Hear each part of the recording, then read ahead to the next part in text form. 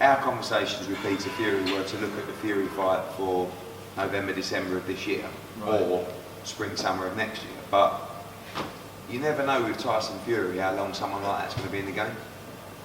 Not because of what we've seen in the papers, just because he's a little bit out there, isn't he? And how long he'll keep winning. So, you know, we've spoken about that fight, and it was like, maybe we'll take it in the winter, but that's kind of made up our decision for us, not the story, but the injury, you know, post today. Yeah. So, I think, you know, we'll see what happens with the inquiry, but, you know, we're doing our thing, and we want to get all the belts. If that means those belts become vacant, I see Deontay Wilder calling out AJ's name tonight, because everybody's calling his name out. Oscar De La Hoya just tweeted, Luis Ortiz is the best heavyweight in the world, let us fight you now. There's not a heavyweight in the world that doesn't want to fight Anthony Joshua, because they all tune in, and you know, Charles Martin's obviously told them there's a few quid on the table. So, you know, but ultimately, we're going to do the right fight. We like the Joseph Parker fight. Yeah. You know, that's the mandatory. We'll have to deal with that at some point. Yeah. And whether that's in November, December, or whether that's in March or April, it's a good fight, good undefeated, hungry fighter. You know, and comes in the crowd. Yeah, Taka, yeah, you know, give him away. Yeah. Could they compete with you to put that on his side of the world? It's a 75-25 person. They'd have to pay double-digit millions. He might go for that. He likes New Zealand, doesn't he? That'll go down well. I'm fighting Parker, but it's in New Zealand. I haven't heard too much about it, but it's been a hot subject when we've been speaking for the last couple of weeks. And it's a shame because he's worked hard to get where he is. And I just hope that he can overcome it and get back to winning ways, because it's a fight that everyone wanted to see and something I was serious about. So I just hope that it's nothing too serious. I don't know if it's been 100% proven, or I don't know the story, but I just hope that it's not too serious and me and him can continue on our collision course sometime in the near future. Does this mean someone like Deontay Wilder is the other one champion? Yeah. The good thing I said, like, I'm in a good position, like Wilder's, Fury's, Haye, any one of them. Do you know what I mean? We've got a good list to pick out of, and they all want me.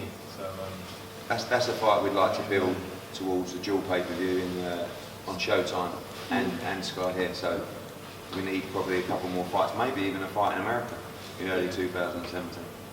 When is he fighting Wilder? He's fighting Ariola in July, is it? July 16th. Yeah, so it'd be good to watch that as well.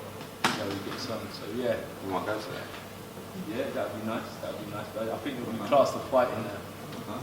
Was it in Alabama? Fuck that. You gotta keep it real. It was in Vegas. You go to Vegas and watch it there. Yeah, good idea. Yeah. In the bars. You go to watch the Deontay Wilder fight in the casino. So basically, looking at it, is Parker the most likely? Yeah, we either fight in early November, which is the last time we'll get a chance to have a voluntary, or we can fight in December and ask for an exception. If we do that, and it's granted, which it probably will be, we would have to fight Parker next. So basically, the Parker fight's going to happen either in November, December, or March, April. But there's so many, we're looking at the Fury fight. Klitschko might be given the belt back. I mean, I don't know, that's a fight we'd love as well. We want to build towards the Wilder fight. But I think tonight was, I always said when we accepted the Martin fight, AJ was going to have to learn on the job a little bit. Yeah. And that's what tonight was perfect for. It was a... It was almost tougher than expected, yeah, it was. So if it's on the table, you take Klitschko next? I mean, a lot of things have to be right with that fight, but I'm always reluctant to make a fight of that magnitude in November, December. But again, these guys aren't going to be around forever. That's true. So speak to the trainers and see. But the main thing now is I'm so excited for him to have a rest. Honestly, I can't tell you how excited I am. Go on, you call them all. No, sure. He's sitting under his bed. He practices at home, but I'm coming for you, Deontay. Then you ask about, they're great fights. Yeah. And it'd be tough. It's not easy in there, but you've got to fight the best and learn, right? So it's going to come sooner or later. No problem. With me. Got any feedback from Showtime? Yeah, Stephen Espinosa emailed me before the fight and just said the interest has been huge, you know, it's really building nicely. It's unusual for them to do a deal like that with a British fighter.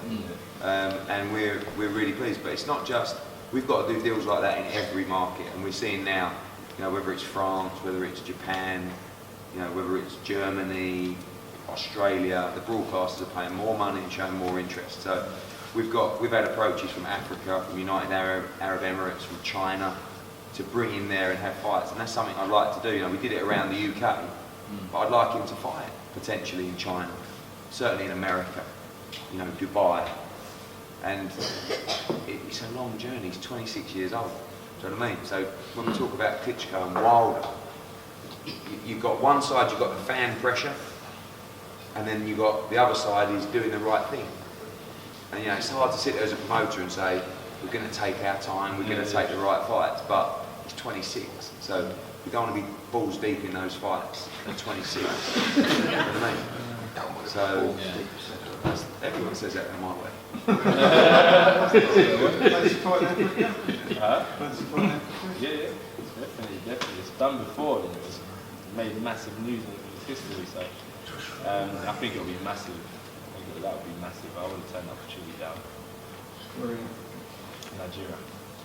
In Nigeria. And yeah. Or Ghana. Either one's good for me. But anyway. There's no way I wouldn't fight. To me, it's just another fight, but it would be class. I think the history of it, it would work. And if the big man make it work, then why not?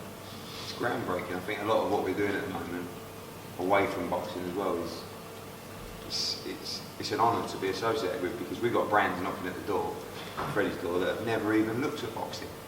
You know, Lucozade, Beats, Under Armour. You know, it's like, good for everyone, isn't it? I think. It's great, especially you.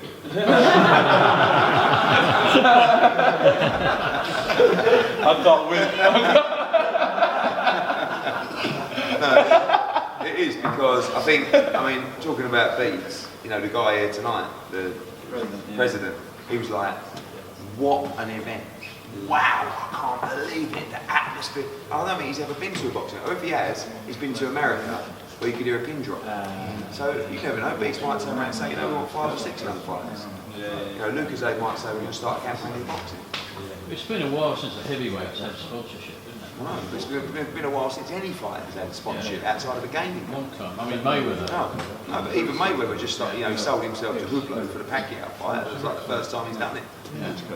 But, you know, again, he's set up, you know, he likes to be forward thinking, breaking barriers. He set out his own management company for his commercial run by Freddie, and, you know, moved away from the agency side, doing it all himself.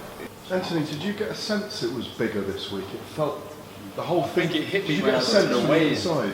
When I got to the weigh-in, that's when I was like, wow, yeah, that was different. I just can't afford to mess up. Boxing's a real brutal sport. You can be up there and then one mistake, you're on the downslide. So I just can't afford to mess up. But it's definitely growing. And as I said, I'd never put it down to me. You've got great fighters on the undercard, good promoters, you guys, Freddie, my family and friends that are doing like things behind the scenes. Everyone is driving, you know, this hype train forward. So it's everyone putting in their input. So I never put it just down to me, but I definitely think that as a whole, the brand of boxing, it's coming back to the golden times, the golden era. And I think that's why people want them Wilder fights, Fury fights, because that's the ones that last in people's memories for years to come. You know, Dominic Breazeale, I think that was fun. Now they want to know what's next. When are we going to get that exciting fight? So they're waiting for that memory catching fight. So I think we're back. We just got to capture their imagination for these massive fights. Did it bring out a different side of you having that to defend? No. That's why none of the boys come in like flash it in the air and all that stuff. We're not really like that. With or without the belt, we fight the same way. It's a pleasure. This is the rewards of it, but you know, I won't let these things define me because I've got a lot more to give. You know, and if it did define me, then I wouldn't fight with the same hunger. So, yeah. Eddie, what about the fight you do now? Again, you know, 60 days is the analysis, but very, very impressive and solid. Better than White? Very similar. Looks But again, I can't tell you exactly, but you'll probably phone me tomorrow. But very, very, very solid. And you know, I think everyone had a good night. I thought the Grove Murray fight was a cracking fight. Yeah. You won. Their main fight was good, and you know, the response has been good. Yeah. Listen, guys, it's Thank 2 you. o'clock in the morning. Thank you so much for staying. I really I appreciate appreciate it. it. And see you next week. Thank you. Thank you, man.